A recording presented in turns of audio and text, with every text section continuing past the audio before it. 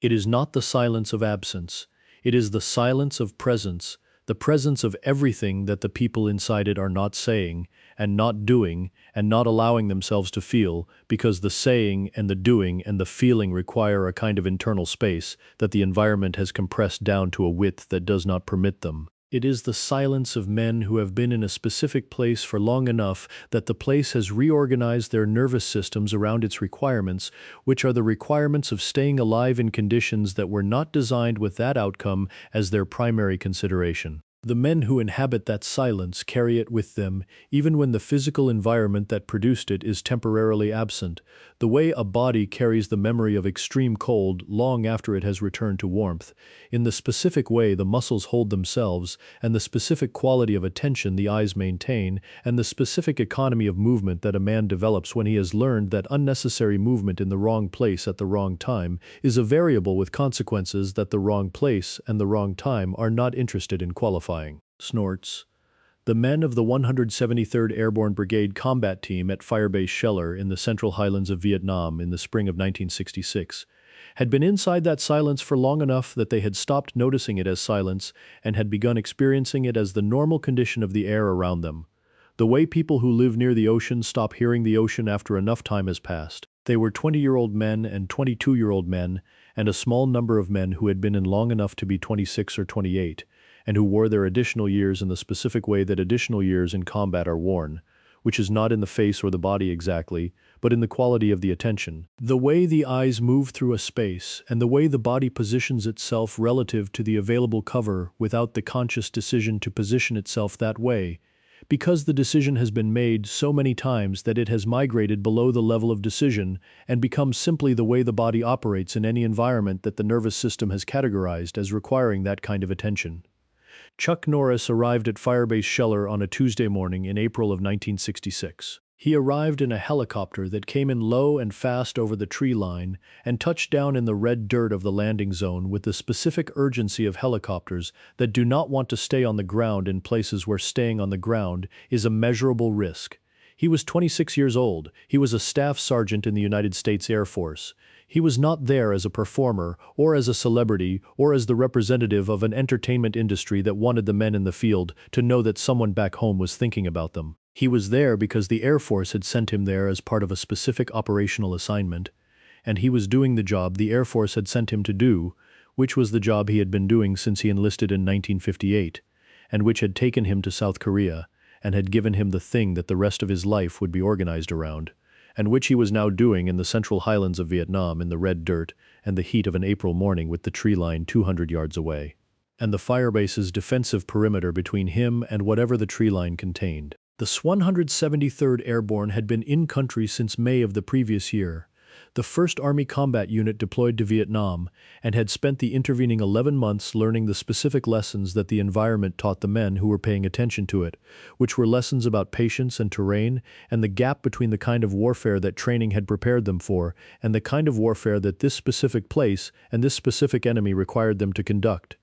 They had taken casualties. Not abstract casualties of the kind that appear in briefing documents as numbers attached to operational assessments, but the specific casualties of specific men who had been alive and present and known by name and by the particular quality of their company, and who were now absent in the way that men become absent when the environment has done to them what environments of that kind do to men who encounter them at the wrong moment. The men who remained carried the absent men the way soldiers carry their dead, which is not ostentatiously and not without weight, but with the specific integration of loss into the operational fabric of continuing to function that military service produces in men who have no acceptable alternative to continuing to function. Clear's throat. The firebase itself was a collection of sandbag fortifications and wooden structures, and the specific improvised permanence that men create when they have been in a place long enough to have opinions about how it should be organized, but not long enough to have the materials to organize it the way they would prefer. There was a command post. There were fighting positions along the perimeter. There was a medical station that the battalion surgeon ran with the organized efficiency of a man who had learned to operate in conditions that would have been unacceptable in any other medical context and who had stopped thinking about the conditions and started thinking only about the work. There was an area near the center of the firebase where the men who were not currently on duty gathered with the specific combination of physical rest and mental alertness that men maintain when rest is available, but the environment does not permit the full relaxation that genuine rest requires. Chuck had been in Vietnam for 3 weeks when he reached Firebase Scheller. He had been moving through the operational area with the specific purpose of his assignment, which brought him into contact with units across the region, and which required him to spend time in the places where the men were rather than in the places where the support structures were. Because the assignment was about the men, and the men were at the fire bases, and the forward operating positions, and the patrol bases that were scattered across the Central Highlands in the specific geography of a military campaign that was still in the process of determining what its geography should be. Snorts. He had been to 4 other installations before Schweller and had developed across those 4 visits the specific understanding of what these places contained that cannot be developed through any description of them but only through the direct experience of the air and the dirt and the particular quality of the men's faces and the way the silence carried itself differently in the hours before a patrol went out and the hours after a patrol came back. He understood, by the time the helicopter touched down at Scheller, that the thing these men needed most was not entertainment in the conventional sense of the word, and not the performance of concern from someone who would be gone in 48 hours and would return to a world that the men at the firebase could not currently access and might not be able to access for another 8 months or another 14 months or, for the men whose luck ran in the wrong direction, ever. What they needed was the thing that genuine human presence provides when the presence is honest about what it is and what it isn't, which is the specific confirmation that the world outside the firebase remembers that the people inside it are people, and not simply operational assets deployed in service of objectives that the people inside the firebase understand with varying degrees of clarity, and believe in with varying degrees of conviction. The battalion commander was a lieutenant colonel named Hargrove who had been in the army long enough to have developed the specific quality of command presence that serious military service produces in the men who take it seriously, which is the quality of a man who has been responsible for other men in genuinely difficult conditions for long enough that the responsibility has become structural rather than situational and operates in him continuously rather than only in the moments when it is externally required. He met Chuck at the landing zone and walked him through the firebase with the efficient economy of a man who has a great deal to do and a specific amount of time in which to do it and who has organized his approach to every task accordingly. Clear's throat. He showed him the perimeter, he showed him the medical station, he showed him the area where the men gathered. He spoke about the unit in the direct, factual way of a commander who trusts his assessment of his own people and is not interested in the public relations version of the assessment, which would have emphasized the positive and minimized the difficult. He said that the men were good. He said that they had been through things that had tested them past the point that training could prepare them for, and that they had come through the testing in the specific condition of men who are still functional and still committed and still doing the job, but who are carrying a weight that functional and committed, and doing the job does not fully describe. He said that anything that reminded them they were still connected to the world outside the perimeter was worth more than anything that could be delivered to them in a supply helicopter. He said this in the flat, direct tone of a man stating an operational fact rather than making an emotional appeal. Chuck heard it as both snorts. He spent the first afternoon moving through the firebase in the specific way that he moved through every environment, which was without theater and without the performed casualness that people sometimes adopt when they are trying to demonstrate that a difficult environment does not affect them. The difficult environment affected him. He did not pretend that it did not. He moved through it with his eyes open and his attention complete, and the specific quality of honest engagement that the men at Scheller had developed enough experience with dishonest engagement to recognize and respond to immediately. He talked with the men. He talked with them the way he talked with everyone, which was directly and with genuine interest in what they said, rather than the performed interest that visits from the outside world sometimes produced in people who were there because someone had decided it would be good for morale, and who had organized their interaction with the men around the objective of good morale rather than around the men themselves. He asked about the Central Highlands. He asked about the specific qualities of the terrain and what the terrain required of the men who operated in it and what the difference was between what they had been trained to do and what the place was actually asking them to do. He asked these questions with the specific curiosity of a man who genuinely wanted to know the answers, and the men gave him the answers, and the giving of genuine answers to genuine questions produced in the firebase that afternoon the specific quality of human exchange that the environment had been compressing out of the men for 11 months. Clear's throat. A staff sergeant named Bellamy was the first to ask about the karate. Bellamy was 24 years old and from Macon, Georgia, and had the specific directness of a man who had been in the field long enough to have stopped filtering his questions through the social conventions that civilian life maintains and that extended field time tends to erode. He asked Chuck whether it was true that he had a black belt in karate because he had heard something to that effect from a man who had heard it from someone at another installation. Chuck said that it was true, that he had a black belt in Tang Soo Do, which was a Korean martial art that he had begun training in while he was stationed at Osan Air Base in South Korea in 1958. Bellamy asked whether it actually worked in a real situation or whether it was the kind of thing that worked in a training environment and stopped working when the training environment was replaced by something that was not a training environment. It was the honest question. The question that the men at every installation asked in one form or another because they were men who had been in real situations and who had developed through being in real situations, the specific and unsentimental standard for what working actually meant that men develop when the consequences of something not working are immediate and personal. Snorts. Chuck said that it worked. He said it without qualification and without the elaborate framework of caveats that the question sometimes produced in people who wanted to be accurate about the limitations of any system. He said that the training produced a specific quality of physical capability and a specific quality of mental clarity under pressure that were both real and both useful in situations that were genuinely dangerous.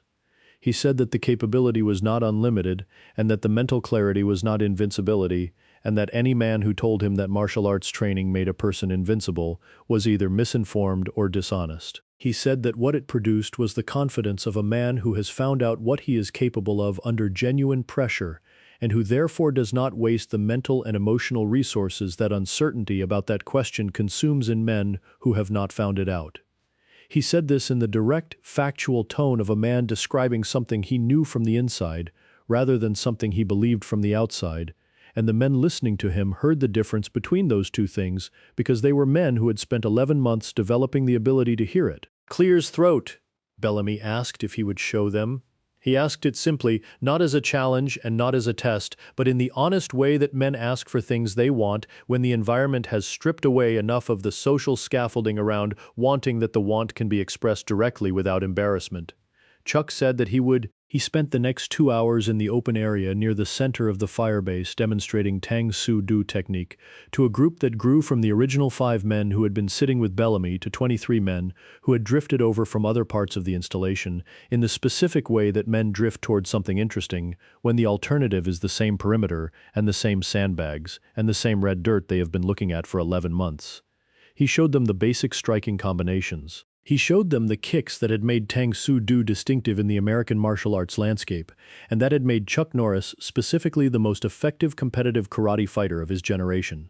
He showed them the footwork, the specific management of distance that the previous 8 years of competition had refined in him to the point where the management was no longer a conscious technical process, but simply the way his body moved in relation to another body in any context that required it. Snorts. He did not teach them in the way that a dojo teaches, with the formal structure of instruction and repetition and the graduated introduction of complexity that the training environment supports. He taught them the way that men teach things to other men when the context is genuine and the time is limited and the people learning are people who have been in enough real situations to understand immediately and completely what is useful and what is not. He showed them the things that were most directly applicable to the specific conditions of close-quarters situations, which were the things they were most likely to need, and which the military combatives training they had received before deployment had addressed with varying degrees of depth, depending on the specific program they had gone through. He showed them the elbow strike, the knee, the short hand combinations that generated force at the range where formal striking techniques could not operate. He showed them the specific quality of commitment that made the difference between a technique that worked under genuine pressure and a technique that worked in a controlled environment, which was not a matter of the technique itself, but a matter of the relationship between the man executing the technique and the pressure he was executing it under, and the way that relationship was built, which was through the consistent practice of putting yourself in situations that required genuine commitment and finding out what genuine commitment actually felt like in your own body so that when the situation required it, the body knew where to find it. Clear's throat specialist 4th class Torres asked Chuck to demonstrate the spinning back kick. He asked, because he had heard about the kick from someone who had seen Chuck compete and who had described it in the specific terms that people use when they have watched a technique executed with enough speed and precision that the description becomes inadequate to the thing being described, and they use more words than normal to compensate for the inadequacy. Chuck demonstrated the kick slowly first, the way good teachers demonstrate complex techniques, breaking the movement into its component phases so that the men watching could see the mechanics of it rather than just the result. The weight shift to the rear foot, the hip rotation that generated the power, the horizontal arc of the heel through the air from the angle that peripheral vision did not cover, the specific combination of speed and trajectory that made the technique effective against opponents who were moving forward, because the forward momentum multiplied the effective force of the impact in the specific way that physics multiplies force when two objects are moving toward each other, rather than when only one of them is moving. Then he demonstrated it at full speed against a sandbag that Bellamy held against the firebase wall. Snorts, the sound the kick made on the sandbag, was the kind of sound that makes men who understand force generation stop what they are doing and look at the source of the sound. Three men who had been on the far side of the open area and who had not been part of the group came over immediately after the sound without being asked, because the sound had produced in them the specific physical response that genuine force generation produces in people who have enough experience with force to recognize it accurately. That evening, Chuck ate with the men in the mess area. He ate the same food they ate from the same containers and sat on the same wooden benches and talked about the things that men talk about when the conversation is genuine, and the environment has removed the social conventions that civilian life maintains around the subjects that matter most, which are the things a man is afraid of, and the things he misses, and the things he believes about why he is where he is, and whether the believing holds up against the evidence that the place itself provides. He did not tell them what to believe. He did not perform optimism or perform certainty or produce the packaged version of encouragement that institutional visits sometimes generated in the people conducting them. He sat with them and talked honestly, and when the conversation went to the difficult places that conversations in difficult environments go, he did not redirect it toward the easier places the way people redirect conversations when the difficult places make them uncomfortable. He was not uncomfortable. Clear as throat, he had been in the Air Force for 8 years by the spring of 1966, and had spent those 8 years inside a version of the institutional world that the men of the 173rd were inside a different version of. And the shared experience of the institutional world produced between him and the men a quality of understanding that did not require lengthy explanation because the explanation was already present in the shared context. He understood what it meant to be somewhere because the institution had sent you there. He understood what it meant to carry the obligation of the job alongside the private weight of everything the job cost. He understood what it meant to be good at something that required you to be somewhere you would not have chosen to be if the choice had been entirely your own.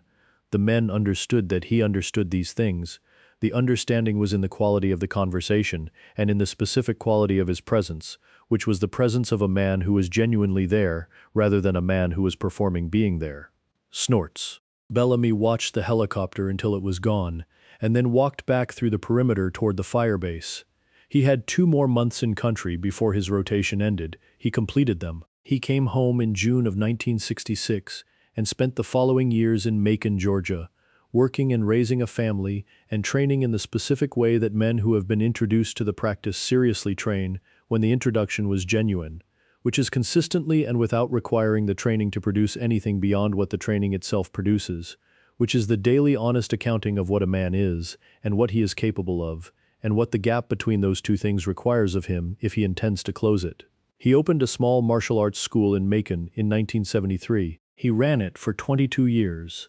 He sent more than 300 students through serious training across those years with the specific philosophy that he had encountered on a Tuesday afternoon in April of 1966 in the red dirt of a fireways in the Central Highlands of Vietnam, which was the philosophy of a man who had learned from another man that the most valuable thing the practice could give you was not the technique and not the fitness and not the competitive record but the knowledge. The specific and irreducible knowledge of what you actually were when the situation required you to be what you said you were. Clear's throat. He never met Chuck Norris again after the morning at the landing zone. He watched the films when they came out. He watched Walker, Texas Ranger on Tuesday evenings with the specific quality of attention of a man who is not watching a TV program, but is watching a man he met once in a specific place, under specific conditions, and who has carried the meeting inside him in the way that meetings carry themselves when they occurred at the right moment and contained the right thing. He heard about Chuck's death in March of 2026 on the radio on a Tuesday morning while he was driving to the school he still ran, which was smaller now than it had been in the 1980s and the 1990s, but which was still running, still sending students through the work, still organized around the philosophy that a man who had been a staff sergeant in the United States Air Force had carried into a firebase in the Central Highlands of Vietnam in the spring of 1966 and had left there in the 2 hours of a delayed helicopter and the evening of a genuine conversation over the same food from the same containers and the specific quality of honest human presence that the environment had been compressing out of the men for 11 months. And that one man, arriving in the red dirt of the landing zone on a Tuesday morning, had briefly and genuinely restored. Snorts. He pulled over. He sat in the car. He stayed there for a few minutes the way a man stays somewhere when he has just received news that requires him to be still before he can continue moving. Then he pulled back onto the road and drove to the school and taught the morning class with the specific completeness that men bring to the things they believe in when the believing has been renewed by the memory of where it came from. That was the quality that Chuck Norris left in rooms. Not the invincibility, not the mythology, the honest, durable, quietly revolutionary quality of a man who showed up and was genuinely present and left the people he encountered with something real that they could carry. Bellamy carried it for 60 years. He was not the only one.